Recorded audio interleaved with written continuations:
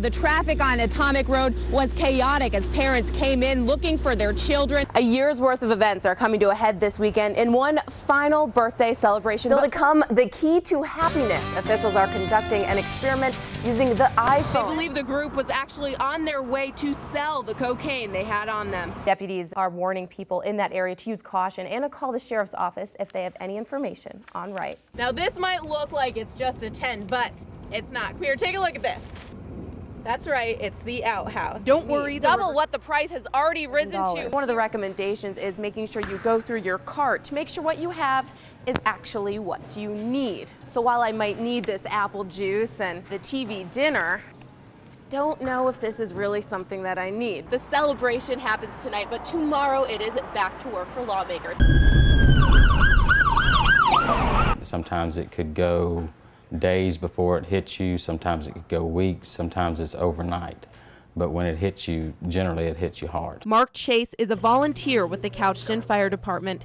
In his 25 years of service, he's been to a dozen serious car wrecks. The most recent, a crash that killed a little girl thrown from her father's vehicle. You kind of picture your own child in that situation and say, I'm glad it's not her, but I'm, feel for the family of this child. A critical stress debriefing is offered to all personnel who respond to a traumatic scene. Anytime there's a death in a traffic accident or a multi-fatalities. Chief Donnie Cook sets up private appointments for everyone who asks for it. If you keep it bottled up inside of you, there's more tendency for you to be in a post-traumatic stress, situation. These firefighters are the first on the scene, the closest to the trauma, and they do it all for free. And they're not alone.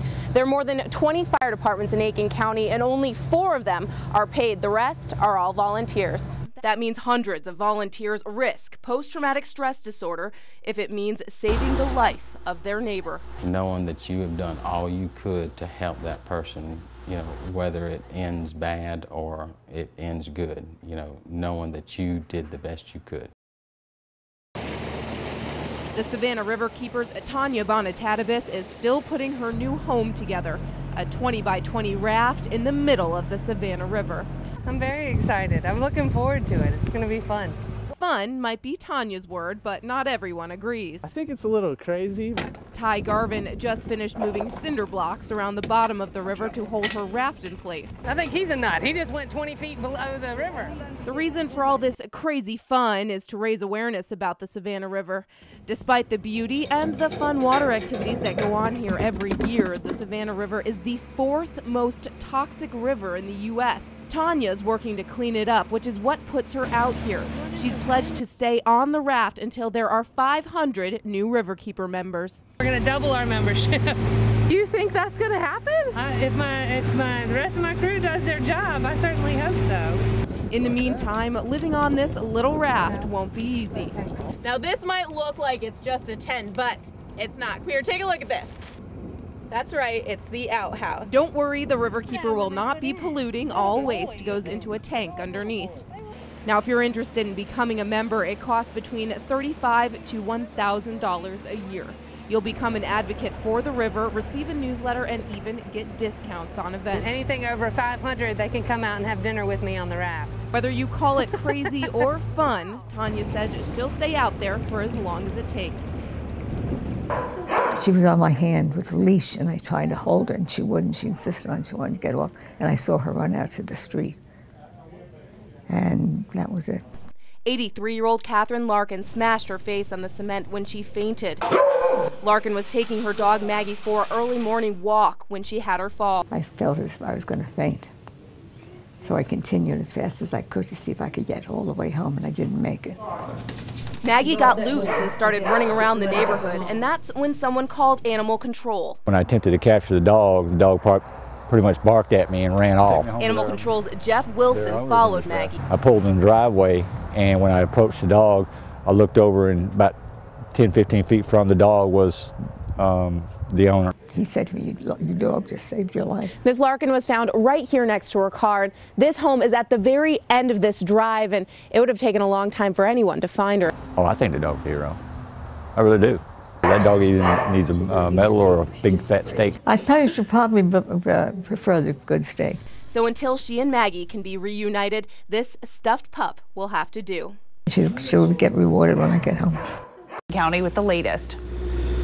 Paige, everything is calm here at Red Cliff Elementary School now, but just a few hours ago, the traffic on Atomic Road was chaotic as parents came in looking for their children, making calls, trying to find out where they were and what was going on. Now, the initial 911 call came in around 2 o'clock this afternoon. School gets out at 2:15, so this all happened very quickly. We're told a third grader told her teacher she saw a man with a gun. The school went immediately into lockdown mode, and law enforcement showed up minutes later to do a sweep through the school, but found nothing. Still, parents and staff say they are very concerned about the security and the turn of events at the school. Like, just not even just as a parent in general, that maybe we should have got some emergency notification. It really shook my inside up. I have 2 grandkids in there. I have 2 nieces and a nephew that are in there. A juvenile investigator did speak with that student who is now saying she doesn't remember what she saw. Coming up for you tonight at 11 o'clock, we'll have more about security concerns at the school. For now, we're live in Aiken County. Christine O'Donnell, 26 News.